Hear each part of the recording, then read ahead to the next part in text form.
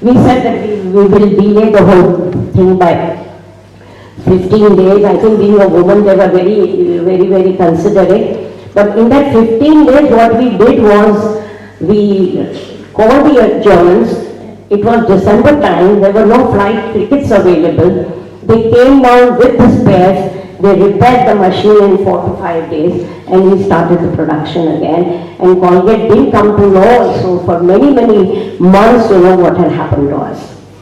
So what I'm just trying to say that, you have to be so focused, you have to, be so determined, that great determination in you that I want to be successful, I'm doing something, is extremely important. I could have just, sat and sort of said, okay, I can't do it, it will take me another 3 months to do this. No, I wanted to not only achieve, but I wanted to prove to Colgate that I could do that. So finally the brush was launched maybe 3 weeks later, and the quality was so good that we got more and more orders. In this whole process, what is important is being ethical, and that is where I want to tell you. Today, whatever I am, what I am, is because of the ethical practices that we make sure in our organization. And I will tell you how ethical. I'll give you an example. When I was making that toothbrush, I was getting all the raw materials from Bombay, from the company. So what was I doing? I was only assembling everything, and I was being paid 28 paisa per brush to assemble the brush. Only 28 paisa. I went to the company and I said, look, there was octroi in Baroda. So we were paying octroi because it was within the Baroda city premises, the factory. Not only that, I was paying transportation from Bombay to Baroda. So that cost was more. And therefore I couldn't, I said, how can I be competitive with other companies? Yes, the only plus point was that because it was a good machine and I could make consistently good quality product was my strength. And then I remember my husband telling me, he says, the only way you can make money is make volumes. So start running your factory in 3 shifts.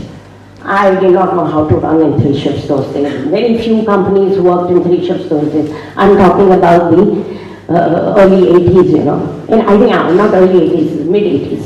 When I started factory in 86, when I was still working as a lecturer in the factory. And, in the faculty of commerce. So, it so happened is that when they were giving the materials to us, for example, for one brush, you need about 0.9 or 0.8 grams of nylon, which goes into a brush. They were giving 1.10 nylon per brush. So what happens at the end of the year? I have extra nylon. So is that my property? It's not my property. It's a property of the company, my customer. So what am I supposed to do? I'm supposed to give that material back to them. The fact was that no other companies were giving material back to them. I sent a letter to them that you have sent me so much material across in the whole year. I have saved so much packing material, so much nylon, so many handles, and all this belongs to you. What do you want me to do? And I was really, bombarded from all sides because my competitors came to know, so the suppliers came, no, you sell it straight to me, we will give you money for that. I said, this is not our property, how can I sell it to you? I have to give it back to the company. I was pretty naive at that time, and I had full support from my husband on that, because, and then we decided to give that material back, and that was at that point of time that material cost was 23 lakhs. When I decided to send this material back, the company wrote a letter that keep this material, we will give you a credit for that. And this was my ethical behavior which impressed the chairman of the company, and believe me, there was no looking back. And we got so many orders because of that, and I fought through in spite of all the pressures from suppliers, from other competitors, in all ways, they didn't want us to be successful. Well, it so happened that, after some time, so this company was a family company. My another family was there. I was a very minor shareholder because I hardly had the money. It so happened that we decided to then break. And because we had an offer from Unilever to start business. They came to us saying that we have no presence of toothbrushes in the market, we are only into toothpaste, would you be able to make toothbrushes for us? Now you can't make toothbrushes for Colgate and Unilever, they are two competitors. At those days they were at loggerheads, So one brother did Colgate and we did Unilever. So we started Unilever in the year 91, 92, and then that's the time I decided to quit my teaching profession, because starting a overall new company and state-of-the-art company was not a very easy job. I used to work, and guys, I want to tell you, I used to work for 20 to 22 hours a day. I was young. I had that energy, fortunately, and I had that, fortunately, that health. I used to have my classes at 7:45 in the university. I used to teach till 11:15. I used to go to the factory on a two-wheeler. My tiffin would come there, I'd eat there, I'd go back home at 6 o'clock. I have two sons, they would just be coming from Bhavans, at 6 in the evening. I would be with them from 6 to 10 I would go back to the factory.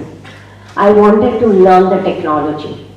So I just forgot to tell you one thing, that when the sabotage happened, and when the engineers came to did the machine took 8 days to restart the machine, we requested them to stay back, and one engineer, who later on went on to become the director of the company, stayed for 1 month, and I trained myself under him.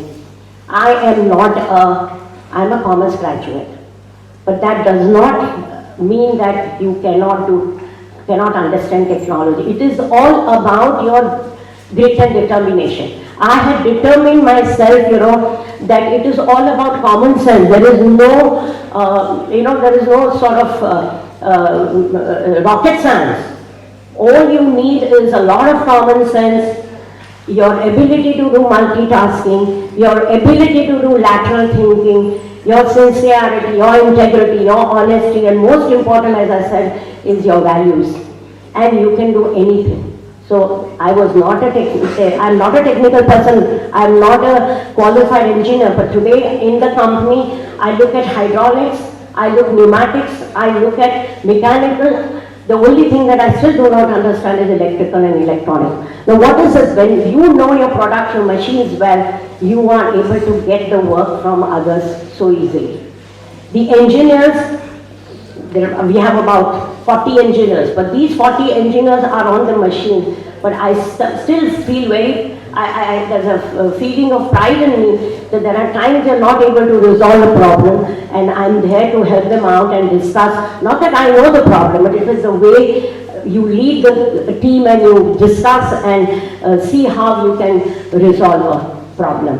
I always tell them that there's a problem in the organization, there are two solutions. There's a short-term solution, there is a long-term solution. First, go to the short-term solution, start your factory, start your machine, and then go for a long-term, which is a more sustainable solution. So I think what is important is that today, you don't require to be an engineer to know the technology, you don't require to be a commerce graduate to know the finance. Today in our company, chairman is my husband, because we have another company also where we do engineering, we make founding machines. He's the chairman of the company, he's an IT engineer, he looks at finance, I look at the technology. So don't think ever that because I am not an engineer, I can't handle it. I think that is something which is a very wrong notion we have, I'm a commerce graduate, so I will only be able to look at finances and accounts and, a cost-benefit analysis and all those big words that we learn when we study. No, you can learn technology. It is very, I just tell you, about 2 months ago, I met a young guy from Vadodara, Bombay, who has a state-of-the-art plastic, he makes household products, but he has state-of-the-art company near Ahmedabad. And he showed me the pictures, and I was really awed by the fact, and then when he was talking to me, and we technically discussed so many things, and I asked him, I said, what education qualification. He said, I'm a commerce graduate. And I said, I'm also a commerce graduate. And my son laughed at both of us. He said, to both of you guys are not engineers, but you're talking engineering, you know.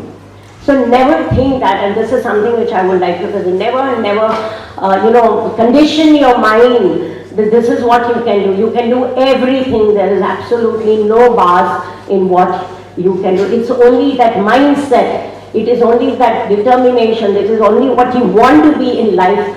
And once you succeed, there is nothing that succeeds better than success. So that's very important.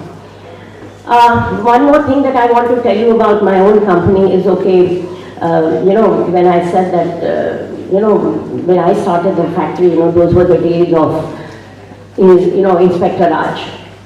Those were the days of inordinate delays. And I want to tell you, to get a small loan of 12 lakhs of rupees from GIIC in Ahmedabad, I made 22 visits.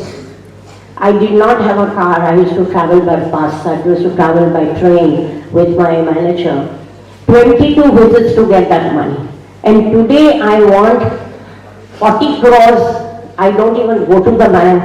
They come and get the document signed. So, and the things have changed. You are in a far better situation than what we were.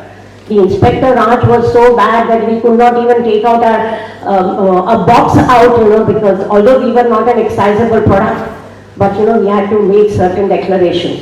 So you are in a far better, you have better exposure, you have better knowledge, you have the Google to find out everything about anything under this earth. You have fabulous universities and colleges, I think you guys are very lucky to be in GSFC University. Look at the campus you have, look at the facility that you have, look at the teachers you have. And I think you should make the most of it, and learn as much as you can, when you are going to be, a student for 3 or 4 years in this university. So you have all the facilities which we did not have. One more thing which will help me succeed, one is of course ethical practices. The second is of course very important is innovation. We made it a point, that we want to be with the others in the world. So today we are a global company, we are a state-of-the-art company, we export to over 50 countries, and to companies like Unilever, Walmart and few other companies. We are also suppliers to, the only suppliers, Indian suppliers, global suppliers to Unilever across the world. So, I think that happened only because we kept on, upgrading our technology, very, very regularly. I used to make regular visits. I used to make at least 2 to 3 visits to Germany, because Germany is a place where these machines were made. I used to go attend exhibitions for 4 days and 5 days, walk 14 and 15 kilometers a day, We used to go to even plastic exhibitions across the world, even in Delhi, whatever. So go and attend exhibitions. If you you're keen on a product, go and attend an exhibition and see how the products are developed, how machines are running, what is the technology they are using. I think, and that is something, so explore. Get rid of, the phone, sometimes it's such a big, it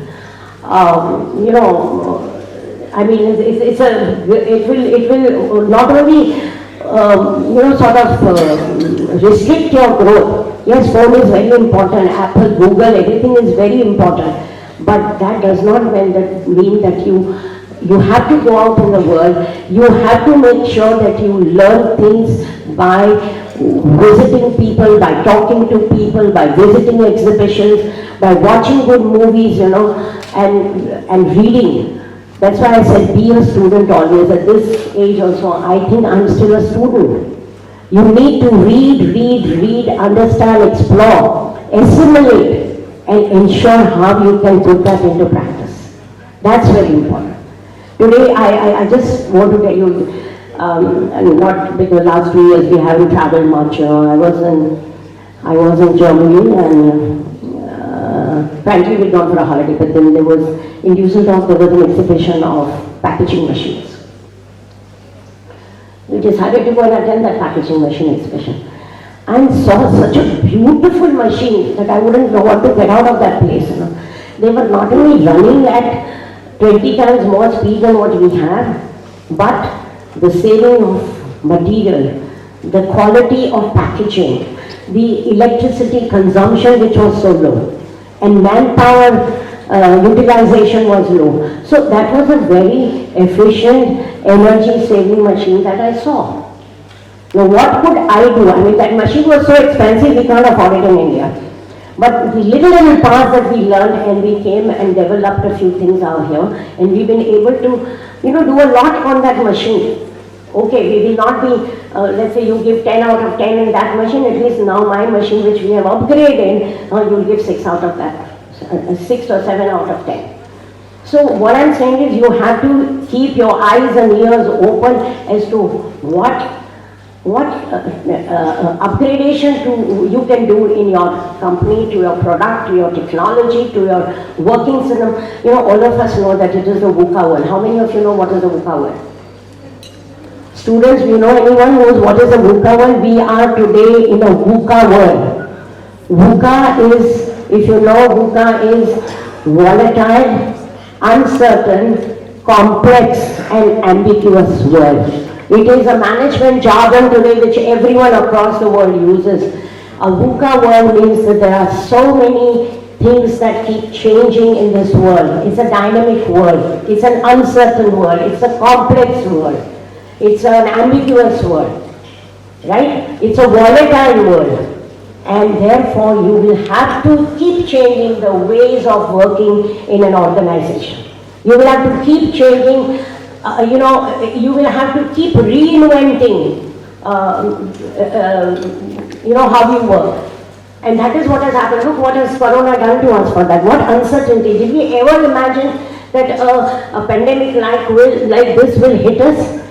Where we don't even meet each other for months together. We had meetings on Zoom, we ran our businesses sitting at home. What did we learn? We had to adapt ourselves to these uncertainties and embrace them. You can't get away from that, abhi to dhanda hoga hi nahi, kyunki abhi to Zoom pe hai, abhi to supply chain. You know what problems we have had? Not us alone. The whole world has faced the supply chain issue. Even today the supply chain issue. Once again. And I would also like to welcome you, you're going to be, you passed out from school and now you're going to be in university. So let me begin. I would like to thank Nikhil Bhai and Mr. Panchal and the university team for inviting me today to this session.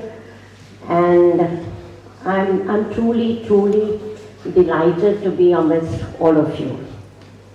And one of the reasons that I can tell you is because it takes me down the memory lane when I was a student like you, and then I went on to become a lecturer in the university teaching business economics. And believe me, I love teaching. I never wanted to leave my teaching profession. And I still miss it very much.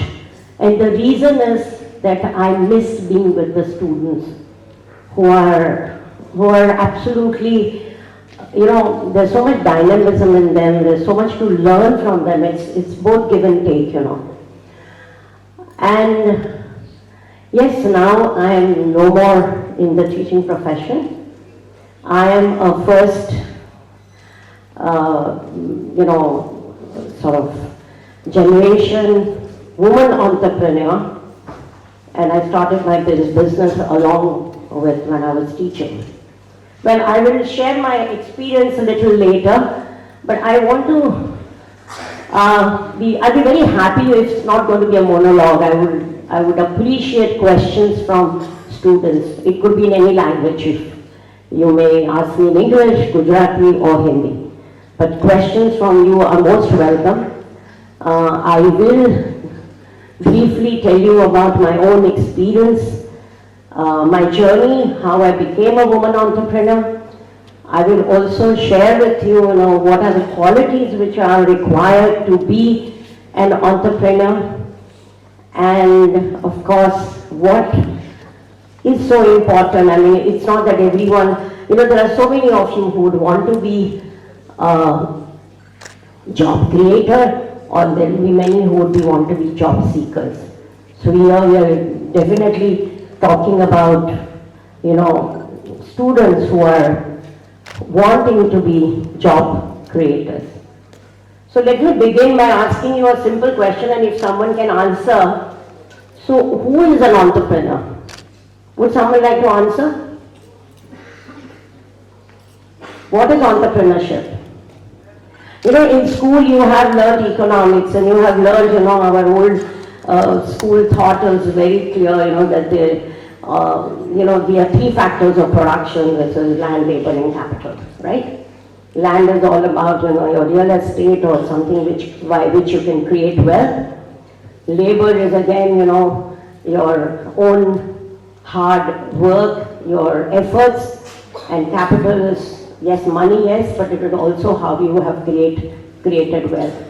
So who is the person who puts all these three factors of production together and creates wealth for the society? It's someone, right? That someone is an entrepreneur. An entrepreneur is the fourth factor of production. According to me, the most important factor of production, which will put all three factors of production, which are, which is what we have learned in economics, land, labor, and capital together, and create wealth for the society, create wealth for himself, create wealth for the society, and he is the entrepreneur. So, and what is, I love entrepreneurship. Why? Because that thrill, which is there, when you conceive an idea, you think of an idea, you put it into action, you see it grow, develop into an enterprise, and that is what, that thrill which is there in you, it's something which really takes you forward. So when you want to be an entrepreneur, one thing that is very clear, that you will always think of something where you want to put that idea into action, and that action is where it will create wealth for the society, it will create wealth for yourself, and it will sort of come to the marketplace and it's as a commercial product. So an entrepreneur is someone who has that desire, that drive, that dream in oneself that I want to do something. I want to be an entrepreneur. So this dream, that desire, that drive has to be within you, that I want to do something in life. If that is not there, sorry, you cannot be an entrepreneur or a businessman. The drive is so important, and sometimes you say it is a dream that we carry the dream, with us. No, it is the dreams that carry us. It is the dreams, it's that dream that I want to do something that will carry you forward. So that is extremely, extremely important. Now an entrepreneur must have an idea of what he or she wants to do. Whatever field you want to be making garments, you want to be in steel business, you want to be in fabrication business, you want to do anything for that matter, you must know the product well, you must know the market well, you must know who are your customers, you must know that there is a gap between demand and supply. If there is a gap between demand and supply, only then plunge into that business. Or you have something which is so innovative where you will be able to create a demand for your product. I will come to that a little later when I talk about my own experience. So that's very important, that you are fully know about what is your product field. Second is, of course, you have to have that confidence in yourself. આપણે ગુજરાતીમાં કહીએ આત્મવિશ્વાસ હોવો બહુ જરૂરી છે. So the belief in yourself that you are in a position to take on something and successfully take it forward, and that is what is very important. So belief in yourself, self-esteem, Atmavishwas is extremely important. The third very important is next important thing is, are you able to play, are you in a position to play a leadership role in your life? You have to be a leader. You have to take people along with you, to lead wherever you have to build your own team. You have to lead your team, and that is extremely important. And therefore, you have to learn how to play a leadership role. The fourth is, I'm laser-like focus. There are people who are being very creative in business, but then they lose focus, on the way, and then, their business, it definitely suffers. So it's very important trait, to have a laser-like focus. I want to achieve this is my focus, and I'm not going to lose my focus. Of course, there are going to be enough setbacks. It's a thorny path, to success when you talk about entrepreneurship. Everything doesn't come so easily, there will be so many areas where you will find bottlenecks. You will feel that, I don't want to do business anymore. I'd rather sit and, take on a job because I don't think I will be able to handle it. So that's something which is very important, that you have the courage, you are fearless, and you're going to take that risk. So the ability to take risk is another very important aspect of being a good entrepreneur. Another important thing is passion. You have to be passionate about something that you want to do. If you are not passionate, you cannot definitely be a business person. One more thing is being persistent. Even God favors those who are persistent. You have to keep persisting. You will fail. There will be enough setbacks, In fact, setbacks are nothing but they are a way to success. They teach you humility. They teach you courage. So even if you fall 2 times, 3 times, get up and get on to, doing what you want to do. You must see that where have you made those mistakes. Don't repeat those mistakes. You correct those mistakes. And therefore, in Gita there is a shlok which is called, talks about that there is the dev in you and there is the asur in you. So in management terminology, you talk about SWOT analysis. What are your strengths? What are your weaknesses? You have to work out, even today when you go back home, sit down and write down what are my strengths and what are my weaknesses. Whatever strengths are there, you sharpen them. If there are weaknesses, you correct them. And see where there are threats, you find opportunities, and see that, you turn those threats into opportunities. So SWOT analysis of yourself is extremely important. Similarly, SWOT analysis of your own business, which is very important. Yeah, I'm wanting to do this business. What are the strengths of doing this business? What are the weaknesses of doing this business? What is the kind of competition I'm going to face, Am I going to be able to sustain that competition? I think this is also extremely important. You have to be very, very positive. You have to have the courage. You have to be enthusiastic about your business. For example, you are enthusiastic about your own business. You can't expect others to be enthusiastic about your business. It gives you a sense of direction. So be enthusiastic about what you are going to do in life. You cannot expect others to be enthusiastic about what you are. Yes, your parents will be, maybe your family will be, your closest and nearest friends will be, but you cannot expect everyone to be enthusiastic about what you want to do, what you are wanting to strive, and what business you want to do. So that's also extremely important. So, these are things which are very important to be a business or to be an entrepreneur and to be a businessman in life.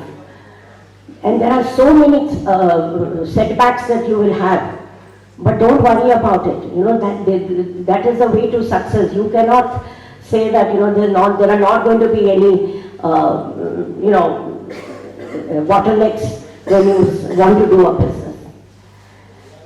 Another thing is very important is that you have to make sure, that whatever work that you do, there is excellence. You have to make sure that anything that you creates excellence. It is not only create excellence, but it is a quality product. Today the world only wants a quality product at the most affordable price. An Indian company some years ago, I know, developed the inocular lenses, and which were 1/10 the price of what we were getting it from other countries. We were importing them. And today, therefore, the cataract operation has become very common and very affordable to even a poor farmer or a poor family. So I think these are that is what is innovation, the innovation which that company did. So you also have to think of, that when you do a business, you can't just be doing the same thing over and again. You have to be, as a businessman, a dynamic person and keep innovating. You have to be a student always. You cannot allow your learning curve to be frozen. You have to be with what is happening in the market, and you have to be at a cutting edge technology where you are better than the others. We all know Bill Gates. I remember many years ago he was in Delhi and we were there to listen to his lectures. This is many years ago. And and there were so many students, and he made a statement that I make sure that every product of mine becomes obsolete within 15 months. He says, if I don't make my product obsolete within 15 months, then somebody else will do it and will take away my market.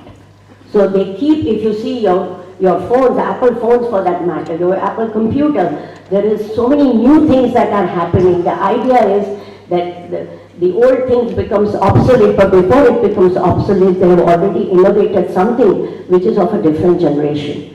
Today we are talking about robots, IoT, and so many things even in businesses where everything is happening at a remote control.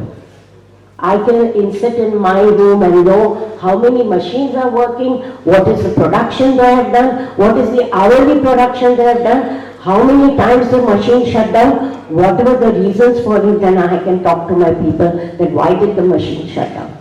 So we are talking about innovation, which is going to be the crux of doing businesses in the future now. Not in the future, now, So unless you innovate, you will not be able to sustain your business, you will get marginalized and you will be washed out of business.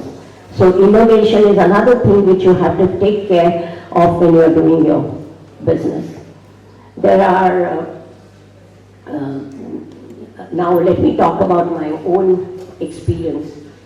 So I was brought up in a Gandhian, on the Gandhian philosophy and a Gandhi family where we wore khadi, we ate simple food, we ate boiled food. It was a very disciplined environment. It was not a strict environment, but a very disciplined environment. We could in family do anything that we wanted to, provided we explained to our seniors, that this is what we want to do. I remember even as a young girl, I could come back home late in the night but explain to my parents that this is where I've gone, this is what I was doing. And as long as I was doing something right, I think we were never stopped. So although in a very strict environment, a very disciplined environment, we were grown, we were given so much freedom. I was given extreme freedom, as a child and as a school student and as a college student. I started working, in fact, from a very young age. We had a foundry in Bombay, and my father was actually, let me give you a little background. My father was in the Sabarmati ashram, and he went and told Mahatma Gandhi once, that I don't want to remain in the ashram, I want to go do business. And he said, yes, I am ready to allow you to go and do business, provided you work with the Birla. G.D. Birla was very close to the Gandhiji and to the ashram, that you work for 2.5 years and take training under some known people. So he was sent for training, he went to Calcutta and was trained over there. But he said, I'm not going to be a job seeker, and I'm going to be a job creator, so I want to do business. With very little money, he started his business in Bombay, and he was the first one to make an electric motor in the country and a solar cooker. And then it was in the 1962 that we came to Vadodara and started our own foundry. The foundry went into turbulent times because we were supplying to a company which shut down, and we could not get money from them. It belonged to a father's friend, and my father would say that it's my father. If my friend is in trouble, I can't go and ask for money, so we will also suffer. And that was the way, I started giving tuitions at a very young age. Basically to pay for my own fees, and I thought, that was one thing that I could do is, to give tuitions, so I was giving tuitions when I was in the, 10th standard. In those days it was SSC. Then in the 70s, I joined my father in the business and started doing small jobs like, doing some accounts and, going to the workshop, even using a lathe machine, and I was enjoying the, working on the machines, and so started even operating a radial drill machine, a lathe machine. I would sit on the foundry with very high temperature, but I was enjoying the work at the factory more than, being in the house. And I remember my mother used to always say that, look, you're going to get married and go to somebody's house, and you need to learn how to cook, how to prepare things at home and be at home. But I think my father gave me all the support and said, yeah, let her do what she wants. And I enjoyed being at the factory, although I used to go to school, and the moment I come back home, and I would again go to the factory and sit with him, or even in the college I did the same. Then it so happened that, as I said, there were turbulent times, and we could not pay the suppliers, we couldn't pay the banks, we had no money to even run the house, It was very severe times that we went through. And I remember then my father got a heart attack, he expired, and there were 13 court cases which I was fighting when I was in my first year commerce. And I didn't know what to do. I didn't have the money to pay to this, even to the lawyer. The lawyers were very good, They went on supporting me for 2 years, 3 years, but then finally, they also gave up. And all my 13 court cases, out of 13 court cases, 12 court cases went ex parte. That means I lost all those cases. However, very nice was that the suppliers knew very well, and the banks also knew very well, that there was no money that we had siphoned out. It was an absolute bankruptcy which was due to some reasons which were which we couldn't handle it, which it was something which was circumstances which we had to go through. So they were very, very nice with me, my mother and my brother. And I remember very well that there was one court case which I was fighting with the Chief Minister's brother. And everybody in Baroda, all the lawyers said that you're doing a wrong thing, you're fighting a dead horse, give up this case, you will be harassed. And yes, I was harassed quite a lot, from various angles, that pressure that came, that give up this case. And our land, our building, our land, our factory was under auction. It was auction, and it was bought over by, Chief Minister's brother. And finally, but we fought through, and they came for a compromise. We got some money, and we paid a lot of liabilities.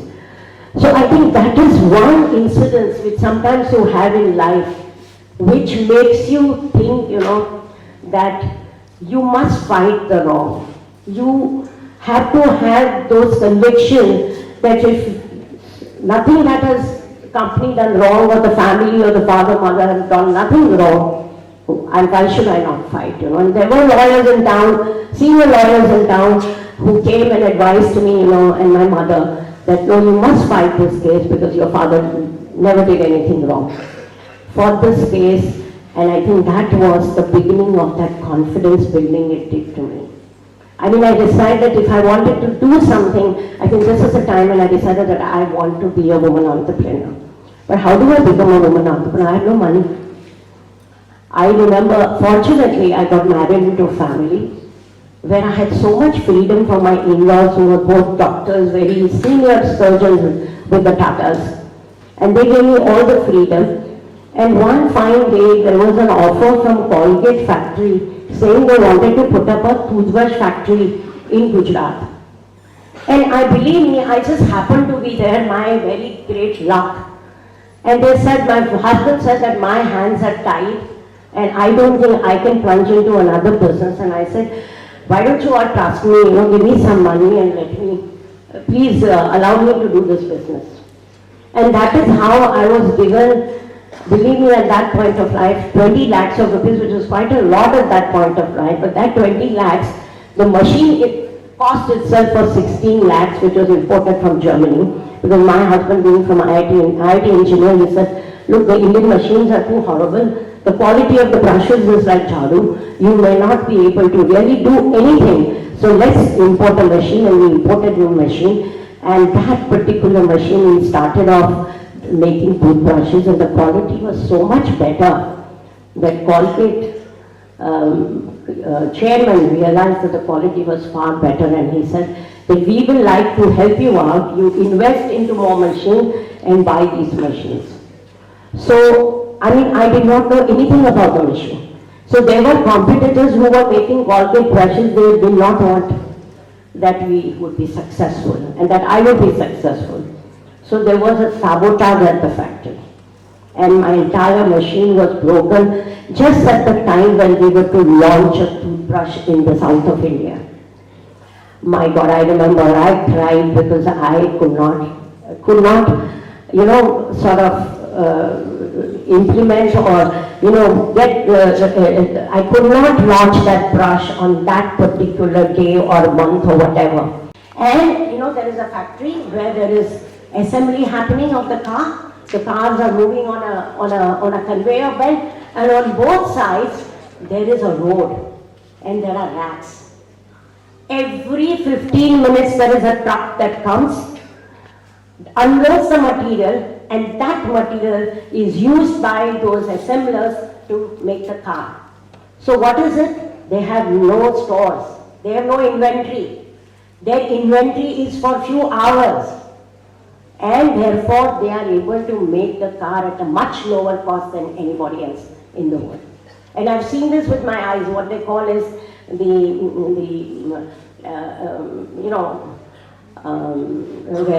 Kalman system. So there are trays, and the fellow says, I want these and things, and he doesn't have, he's so blind to what is happening around him. His hand goes into the tray, puts a screwdriver, puts something, puts a wheel, puts something. I mean, and the car goes, and every 2 minutes there is a car coming. And there are those, there are these things going on. So many cars made, so many parts used, so many parts required, and there are people sitting in a closed room monitoring that there are, because a single part not available in that tray, that means the car has gone without that particular thing. So what I'm saying is that time has come, time is the essence. But Corona has changed everything. The supply chain issues were so horrible that there were times when we had no material. We had to beg, borrow, and buy material at 3 times the price, 5 times the price from other competitors or from some other country to make sure that the company continued to run. So what had happened to our profit margins? Profit margins became wafer thin. So today, so many companies are running at wafer thin margin. But there are companies who have also made huge profits. Look at steel giants like Tata Steel or Jindal Steel. They were making thousands and thousands of crores of losses, have all run into huge profits. So I have always said that, the recovery, what we are talking about, the government and the economists talk about, that it's a V-shaped recovery, a U-shaped recovery. It is a K-shaped recovery. Some companies have done extremely well. One arm of the K, which is going up, they've done very well, and there is another arm. Look at what's happened to hospitality business, restaurants, what has happened to airlines. All these businesses have gone down. So this uncertainty was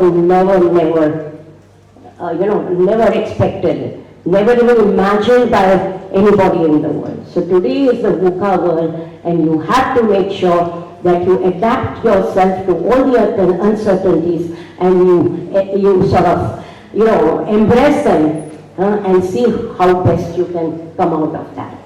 Second is, you work for today and tomorrow together. Don't think that you can work for today and it's fine. You have to think of tomorrow for what you're going to do in next 2 years, next 4 years, next 5 years, next 10 years. You have to have a strategic plan on paper and then you can work towards it. So a leader is a person, an entrepreneur is a person who may not be an innovator himself. He can always give a job to a scientist who will do the innovation. But he is a person who can play a leading role, who can make strategic planning, who can do roadmap as to where I want to be 5 years later or 10 years later. And that is what is important. So I would sincerely say that whatever business you are doing, innovate, innovate, innovate. And third is, please keep in mind that you are operating in a VUCA world, which is an absolutely uncertain world. The next very important is that if you have good people around you who can do your job well, who can understand your goal, who can be a part of your goal achieving, I think it's very important to nurture such people. You get a good person in the company, nurture that person so well that he will grow with you and he'll be a big support to you. The next is, of course, about disruption. Disruption is going to be your friend. I tell you, we have never seen such disruptions as we have seen in last 2 years, in every way. There have been good disruptions which have done us good. There have been disruptions which have also, taken us backward, And the good is, for example, a disruption. What a big disruption we had. A lot of people, said China Plus. Have you heard of China Plus theory? Where every company across the world has said that we have been importing materials from China, we've been buying so many, we must have another substitute where I can buy from. So China Plus. I'll continue to buy from China, but I will have another plus country from which I will continue to buy. So all of us, even we in the company, decide that it's China Plus. So there are certain things which you're buying from China, we started buying from Vietnam, from Korea, from Taiwan. So there are so many opportunities that came along, but at the same time there were so many disruptions which came along. And what happened also as a result, a lot of companies, a lot of countries which are buying toothbrushes from China have now come to India. So, we've got more orders.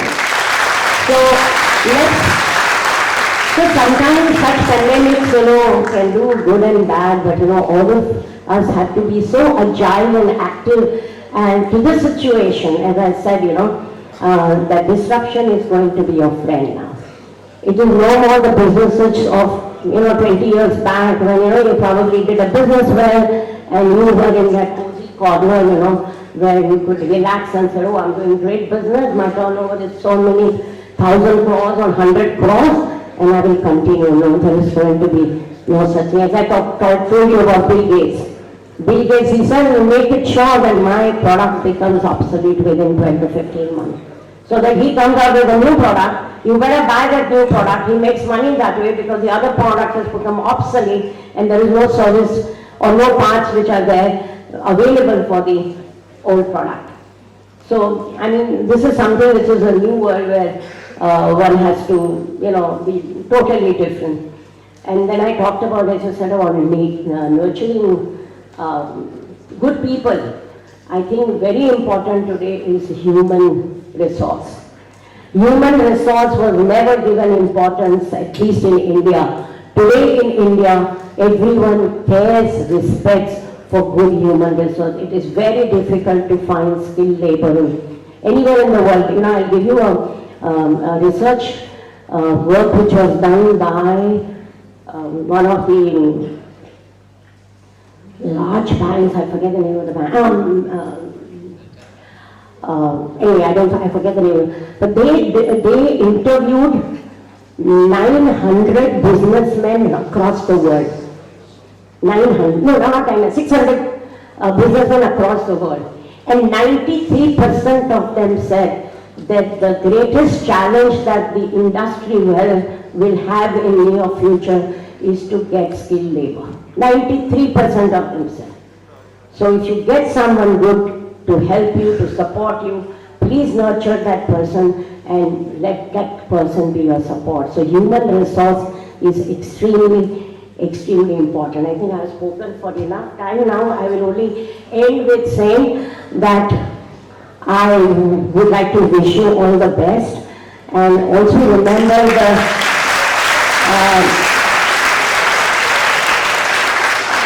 I would like to tell you that believe in yourself. Self-esteem is extremely important, and I'm going to end with saying 5 E's, which I always talk about. Our 5 E's are energy, ethics, excellence, economy, and ecology. Now, if you put all these 5 together, that having the fire in the belly or having the energy within you and operating or, within the guidelines of ethics, creating excellence in whatever you do. Even if you're cycling, you're riding a horse or you're driving a car, creating excellence in whatever you do. And creating economy is money. Money is important. You are not into business to do samaj seva. You are there to make money, to plow that money back into business and grow. So, and ecology, please keep very, very, ensure that you do not hurt the environment, because we all today talking about climate change. We're all talking about reducing carbon emissions in the atmosphere. So please do not hurt ecology, which is very important. So with this, I would also like to wish you all the best. And if you have any questions, tell me. I don't know whether because I've spoken enough, my experience. Yes? How do you define success? Oh, that's very good, frankly, I always thought once upon a time that that you are a successful businessman if your bottom line is great. I know more things actually. I think for me, success is that I am able to run my business effectively, efficiently, creating value for the society and for my people.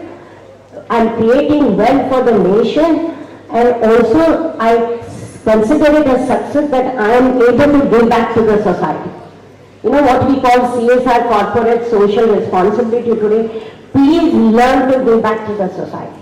Whether today, for example, we have a small clinic which we have in the village where we have a factory, and we have a doctor coming there, and we serve about 20 villages around. We don't charge more than 2 rupees for a prescription. So that is you're giving back to the society. For example, during Corona time, the amount of money that we, sort of helping, getting ventilators, or, I'm very, very connected with United Way, the amount of good work that United Way did, Or when there was an earthquake in 2002, we went to, I know United Way built 600 blocks, because the cities and the villages were completely destroyed. There was not a house standing there, I've been there. So basically, I believe that success is also giving back to the society. And also doing your job, as I said, being excellence, creating excellence in a way which you create wealth for the society, for the nation, and also do not hurt your environment and give back to the society. That is what I think success is all about. It's not all about money. Money cannot be just, your success cannot be just money, money, money, money. So think of that when you are doing business, that you have to achieve so many things on the periphery to be a successful person.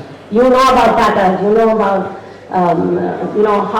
how great man he is, the amount of money. Today what they say in the world, we've always talked of Warren Buffett. They say that Tatas are have donated the highest amount for the good of the society in the world. If you see the lineage, from JRD, from Jamshedji Tata or Naroji Tata to now, The amount of money that they have spent in, helping the downtrodden or the nation per se, it's just tremendous. So I know we should be feeling very proud of that fact. Any other question? My question to you is, the way the youth of China is able to integrate materials and devices, gadgets at a very low cost, why is it that we don't see a similar scenario in India? What is it that stops us, the youth of India? So that has always been my question too, but I've been to China a few times and we deal with China very much. I think, let me tell you also, a lot has come from a disciplined, community that it is. And that discipline has not come of its own, but it is because of the communism, that background which they have had. Also, there is a lot of help from the government in terms of giving loans at a lower rate, giving electricity at a lower rate.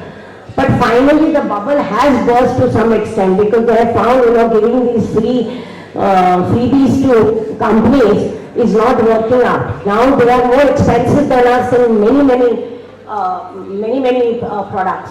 And so far as intricate work that they do, I do agree we are not able to do. They are factory of the world and no one can deny. I had a friend who just came back from USA and she said to me, she says, there is nothing available in the stores now. Why? Because they are not getting things from China because of the shipment issues. So today the whole world is dependent on China. And that is why the China Plus. And that is because of they are very disciplined. Their efficiency is much higher than us. Much higher than us. We are many years behind. And unless we ourselves, let me tell you, unfortunately the Indian psychology, and this has been written by Narayan Murthy in his book, Better India, Better World. There is a chapter on the mentality of the Indians and how in this indisciplined community that we are not committed to our jobs, that we have no sense of time. We tell people, okay, aaj બે દિવસમાં થઈ જશે, and you know all of them, બે દિવસમાં થાય જ નહીં. It will take 3 weeks or 1 week because the person is not committed to his job. So these are certain attitudinal problems that Indians will have to work on. I have found even in my own company, there are certain people who do a very efficient, I'll give you my own example. I was a management training in Ahmedabad, in Bombay, in a steel giant called Mukherjee Steel Works. And I was a management training and I was given certain jobs by my bosses which I would finish in 1.5 to 2 hours. And the boss came and told me, he said, यार तुम तो मेरा boss, मेरा धंधा खत्म करो, मेरा job का problem हो जाएगा, तुम क्यों 1.5 घंटे में करते हो यार, हम तो 8 घंटे में करते हैं. So, this attitude has to change, And we are very multitasking compared to others in the world. But doing things on time, doing a job well, I'm sorry, we are still not there. We never do a job well. You've seen, when you go on the road, you've seen all the electrical poles. एक टेढ़ा है, एक मेढ़ा है, कुछ भी है, क्योंकि ठीक से सीमेंट नहीं डाला उसमें. किसी ने देखा ही नहीं कि वो राइट एंगल में है कि नहीं. You go to China, you go to Vietnam, you go to Korea, you go to Taiwan, you go to Europe, you go to US. I travel extensively across the world, And you will, one of the things that I said, I've never seen a pole which is cockeyed. So why can't we do a job well? And that is what I'm saying. Creating excellence in whatever work that you do is extremely important. I will give you a very silly example. I mean, I am born and brought up in a Gandhian, Gandhian philosophy was very important, But my father always said that do a job well. So when I was young, one day they asked me, because my mother was not well, they said that the maid something happened and I was made to cut vegetables. And I didn't like cutting vegetables, I didn't like to be in the kitchen, So I cut vegetables of different sizes, ek chota mota, My father called me back and said, my daughter you will not get food today, all of us will not eat. He got some more vegetables, he said, please see that all the cut pieces are properly done. Now this is what I am saying. This was of course given to us when we were very young. And you have to see that, whatever you do it well. That you feel proud of it and the others who see your job will feel proud of it. So today we are a company where we have 1,000 workers. We export to over 50 countries. We are the highest exporter in the country for the last 9 years in toothbrushes. We make toothbrushes. It is not a very great, I was just telling them, that toothbrushes is not simple. You're most welcome. I would like to tell you, when things go better, you can bring students in, in groups of 40, 60, and come and visit the company. I started from a garage. I was literally sitting in a garage with a table fan and, an iron stool and an iron table. And from there I have moved on to, but very important, do a job well. Do it ethically. Be focused. Be passionate about what you are doing. Be positive. Setbacks will always be there. And that you will have to fight. Each time you fall, you have to get up, say, I'll do a better job, And if you do that, it is all within you. Do it, and I get very upset, even my own grandchildren, they are like whole day on the, on video and mobile, and, they're doing sometimes great job. I understand, they learn a lot also. But full time, spending time on WhatsApps and doing nothing, please go read, assimilate, and see how much you can really contribute back to your own self, to your own family, to your own nation. Today, nation wants young, Gen Y today can do so much. You can bring about transformation. You can cut down corruption. Today, you are the future of this country, and that's what, fortunately, our Honorable Prime Minister has been always, working with women as well as with the younger generation, because he very strongly feels about that. So anyway, all the best to all of you, and I hope you do well in your life. Oh yeah, ma'am, question. There are few questions. Yeah, please. Good afternoon. I'll be brief in my answers, yes. Tell me, who else? Myself, Karina, I am from CSC. My question is, as you shared, you believe sticking to ethics is always helpful in business. So how to let ourselves not distract and stick to ethics in the era of competition? Can you just repeat? Because of the light, I can't see it. But yeah, can you repeat your question? Yeah? Yes. And you shared we should stick to our ethics, which is helpful in our business. So how to let ourselves not distract and sticking to our ethics in the era of competition? Okay, that's true. Well, that is something which has to come within. I tell you, each one of us sitting here know what is right and wrong. It is that you choose to do things right. And there is a possibility that the success will take a longer time. It happened to me.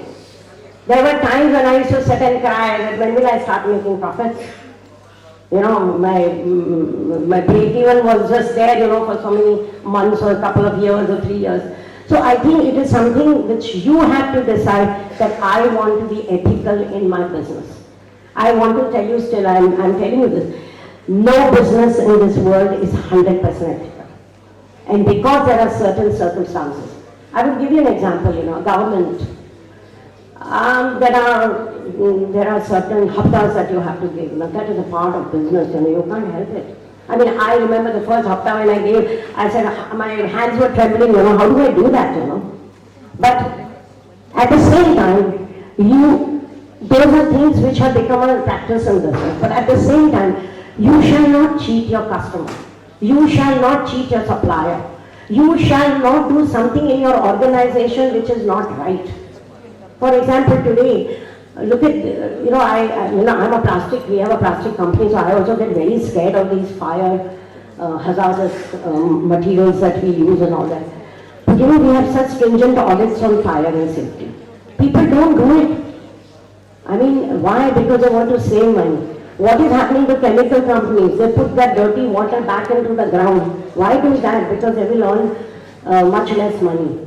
You can't do that, you have to take care of it. So ethics is something which has to come from within. No one can guide you over that because all of us know what is right and wrong. Only thing is we have to choose to do what is right. Okay, any other questions? Yeah. 2 last questions. Ma'am, do we have many well-known entrepreneur business and why India is known as developing country? Pardon? though we have well-known businesses, entrepreneurs and startups, then why India is known as developing country? Why there are no startups in? Then why India is known as developing countries? Oh, no. The developing countries, in fact, today have the maximum advantage. The countries which are developed don't know what to do. And India is a developing country still, and we have maximum potential to do startups. So many companies have become unicorns in India. So it is possible. I mean, it's something which, as I said, it's all in your mind and you have to work towards your goal. It's possible to. Look at Nika, what was she doing? Because she was sitting at home, she started trading into cosmetics, and look where she is. Look at what happened to her IPO. Nika, all of you know, the girl who know that how she's done so well in trading in. Any other question? I hope I've been able to answer your. Ma'am? Yes, last question. Ma'am? Hello ma'am, I'm Anshika from CSC branch. I want to ask that whom do you consider your inspiration? My inspiration has initially my father and then my husband. Okay. When I said this thing, I also want to tell you that however much you are a success, remember never sort of disturb the very fabric of family life. To me, my family is so important. Whether my in-laws, my grandchildren, my whole family is extremely important. So don't never ever neglect your family. You should be a smart enough person to do multitasking. So I always believe that, family is very important. And you get so much strength from your family. And harmony at home will bring harmony at your workplace. And that is what will make you happy and prosperous. Okay, so that's And it. ma'am- Thank you so much.